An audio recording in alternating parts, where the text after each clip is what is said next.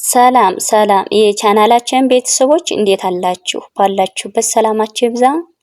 በዚህ ቻናል አማርኛ፣ እንግሊዘኛ፣ ሂሳብ እንዲሁም ሌሎችን ትምህርቶች እያስተማርን እንገኛለን።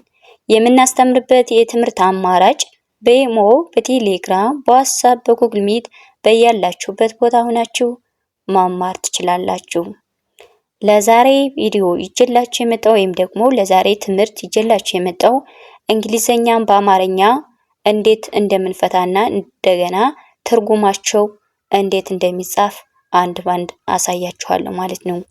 እንግሊዘኞችን አንድ ገጽ ጽፌላችኋለሁ። ከዛ ደግሞ በአማርኛ እንዴት እንደሚነበቡ ከዛ ደግሞ ትርጉማቸው በአማርኛ እንዴት እንደምናነባቸው ይዤላችሁ መጥቻለሁ ማለት ነው።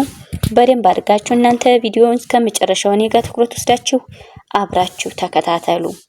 ኦኬ አሁን ወደ ትምህርታችን ከዚህ ጋር እንደማሳያችሁ እነዚህ የምታዩዋቸው በዚህ ጋር የተጻፉ ተራ የተጻፉ ወደ ታች እነዚህ አንድ ገጥ የተጻፉ ምንድናቸው? እንግሊዘኛ ናቸው።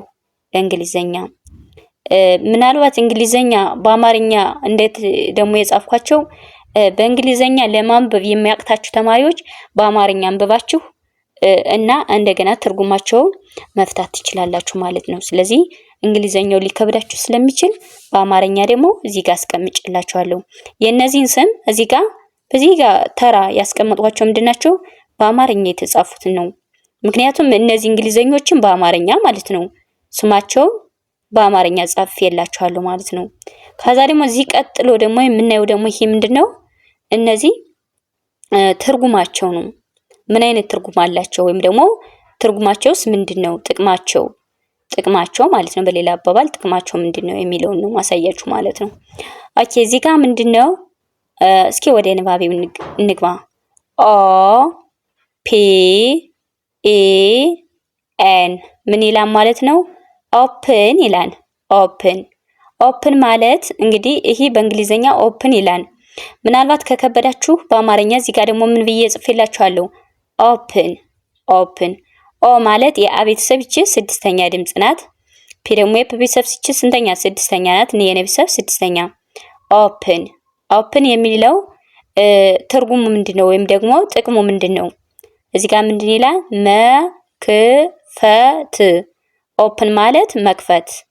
የመጀመሪያ ድምጽ ከየከ ቤተሰብ ስድስተኛ፣ ፈ የመጀመሪያ ተየተ ቤተሰብ ስድስተኛ። ስለዚህ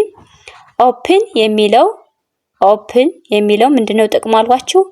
መክፈት የሚል ቃል እናስቀምጣለን ማለት ነው።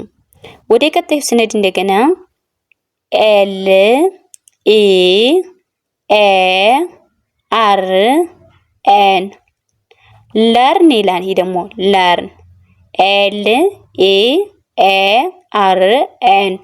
ስለዚህ ምን ይላል ማለት ነው?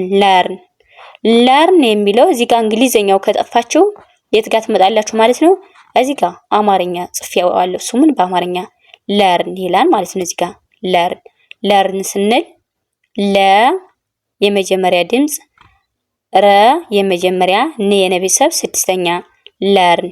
ለርን የሚለው ምንድነው ጥቅሙ ወይም ደግሞ ፍቹ ምንድነው? እዚህ ጋር መማር የመጀመሪያ፣ ማ የመቤተሰብ አራተኛ፣ ረ የቤተሰብ ስድስተኛ። መማር ነው ፍቹ ማለት ነው። ወደ ቀጣይ ስንመጣ እንደገና እዚህ ጋር አር ኤ ኤ ዲ። ስለዚህ ምን ይላል ማለት ነው? ሪድ ይላል። አር ኤ ኤ ዲ ሪድ የሚለውን ምናልባት እንግሊዘኛው ከጠፋችሁ ሪድ የሚለው እዚህ ጋር በአማርኛ ሪድ ይላል። ይኸው እዚህ ጋር በእንግሊዘኛ ጻፉት፣ እዚህ ጋር ደግሞ በአማርኛ ሪድ ማለት ምንድነው ጥቅሙ ወይም ደግሞ የሚሰጠን አገልግሎት ምንድነው? ሪድ ማለት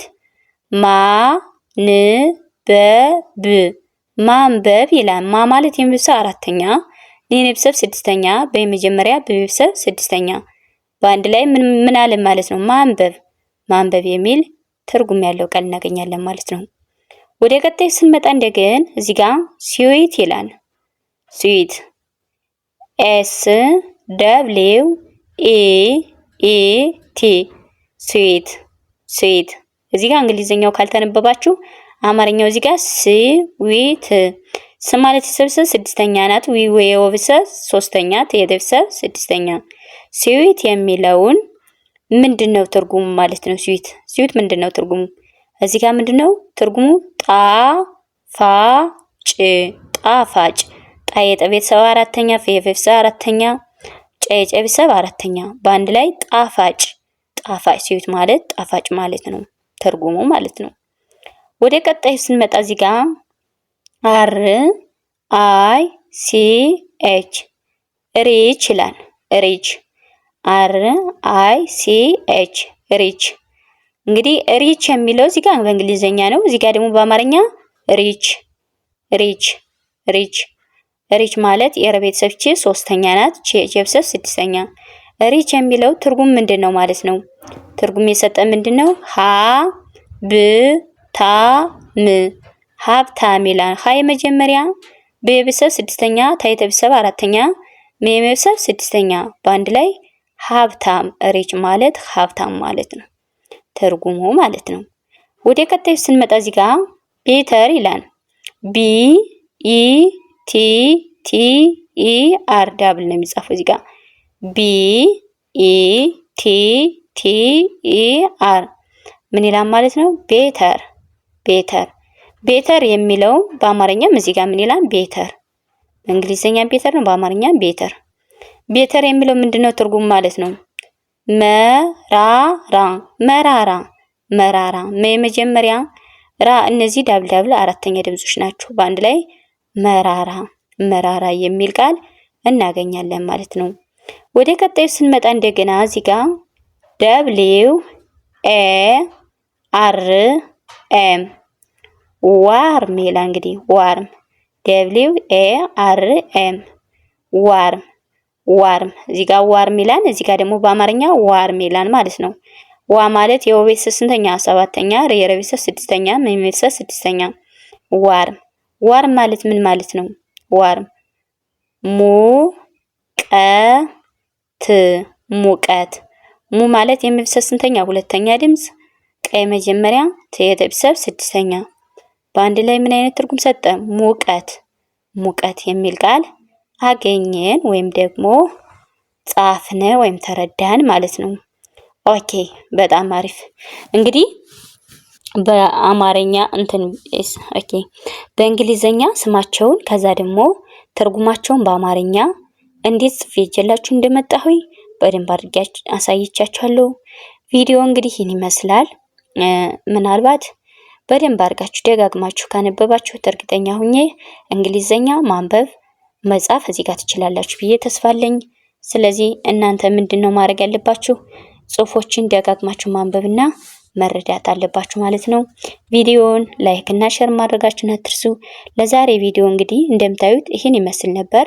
በሌላ ጊዜ ሌሎችን ቪዲዮዎች ሰርቼ ይዤላችሁ እስከመለስ ሰላም ጊዜ፣ ሰላም ቆይታ